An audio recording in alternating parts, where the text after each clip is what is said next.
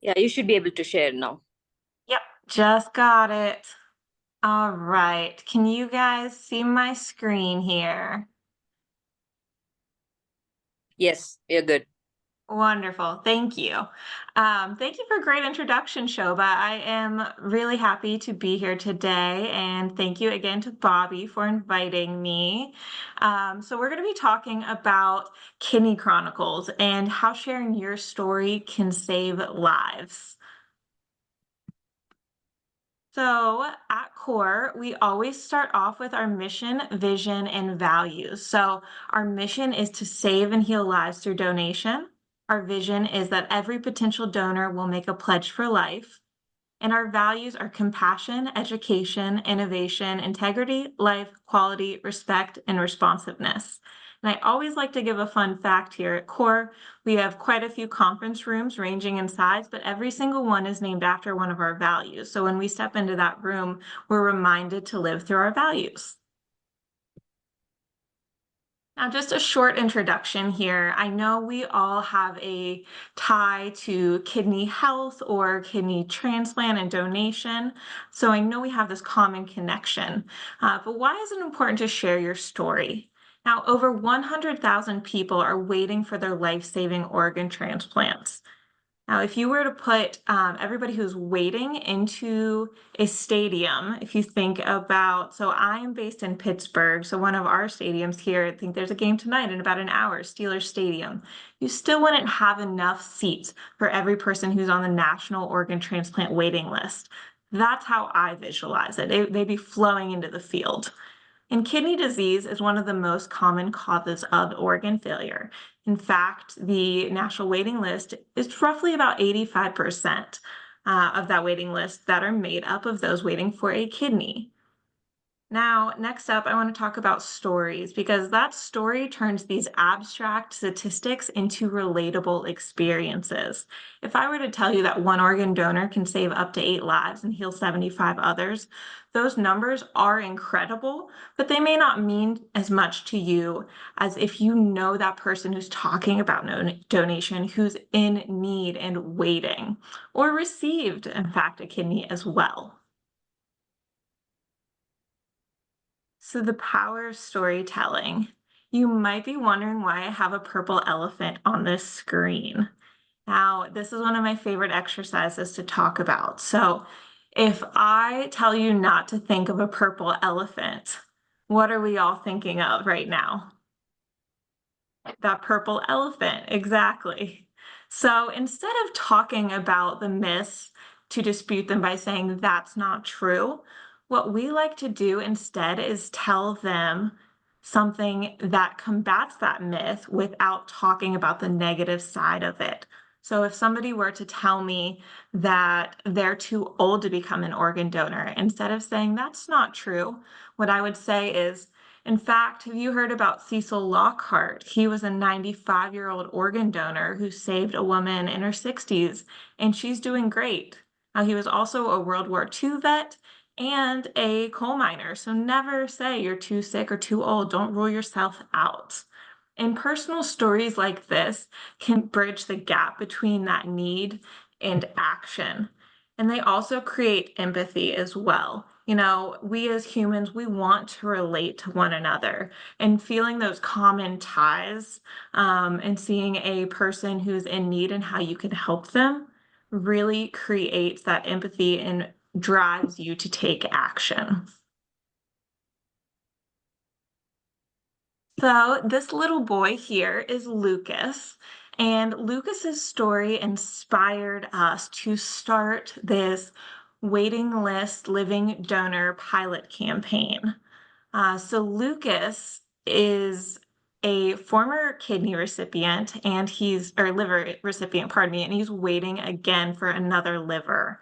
He received it when he was a little boy, but Lucas's mom came to us, Jessica, she's right here in this picture, came to us and said, I need help. I'm a mother who needs help saving her son. So we said, okay. And she came to us very gung ho about this as well and said, I have connections. I'm a member of a Catholic church.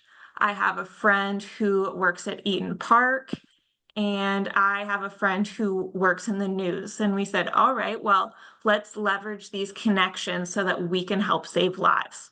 So with Jessica, we helped do media stories. We had a partnership with Eaton Park, and they posted pictures of Lucas all around too, and even talked about his favorite meal that he eats at Eaton Park, which is this picture of him here in this waiting list pamphlet.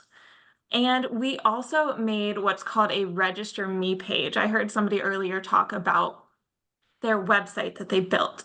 This is an incredible portion to put into your website. So we can make you custom registration pages, and they track how many people are registering to become a donor in your honor. Now, whether they want to proceed with living donation and get tested for you, which we also think is an incredible thing, this is a way that they can help inspire others, and people can register in your honor. Now, Lucas has one of the most successful campaign pages, and within just a short amount of time, he shot up to over 700 registrations with all these news stories and social media blasts that were going out. So this told us, hey, this is working. And how can we help other people who are waiting for that life-saving gift make a difference, not just for themselves, but for others through registering people as donors? So this launched our Living Donor Pilot Program. And this is a few of our rack cards. We call them, they're just a front and back one pager here. And we tailor them. They're kind of plug and play here. Some people choose to have custom registration pages, which these QR codes will link to, and some just want to drive them to the core page. But we can put in pictures and a little blurb on the backside about them. And they give these to their loved ones, their friends and families who want to help them find somebody as well. Because as an OPO, we have to remain neutral for our waiting list candidates to maintain the integrity of that process. But we are able to help with materials and supplies. So this is one way that people advocate for themselves and empower themselves to find their organ donors. Now let's get into each of these cases. So Rita, she was waiting for a kidney and made her website Kidney for Rita. She went to a billboard company, and they helped her put a sign up to advocate for herself. So that's incredible. I'm sure we have all seen plenty of billboards. What did Danny do? So Danny used his and got a news article. And as an OPO, wherever you all are based, if you're in course territory, we would love to share your story. And I know so many other OPOs would as well. We have those connections. We're working with the news all the time and can work them in there as well. Danny also held a musical ceremony. He is the music director for his church. So they did a worship on the water where people could come and register in his honor as well and listen to some incredible music. And Zacharias. So Zacharias's family made a Facebook page to advocate for him as he was seeking a kidney donor. So there's lots of ways that people are leveraging these rack cards as they're waiting, but also pairing them with something else to make it even more powerful.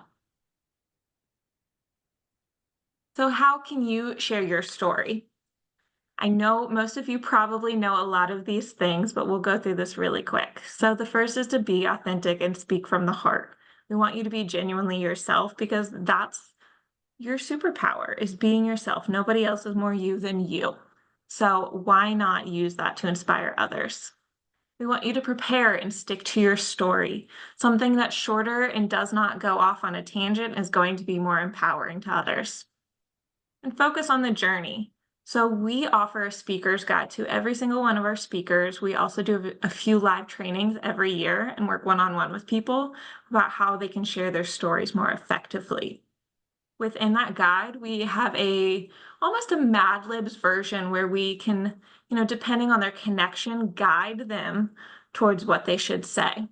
So if somebody did happen to be a waiting list candidate, we'd want them to start with their personal introduction, life before the need for transplant, realizing your need, the weight, limitations, and what you're looking forward to post-transplant is the structure. We also encourage people to use the tools available to them. Some people have social media, blogs, or they'll leverage speaking opportunities.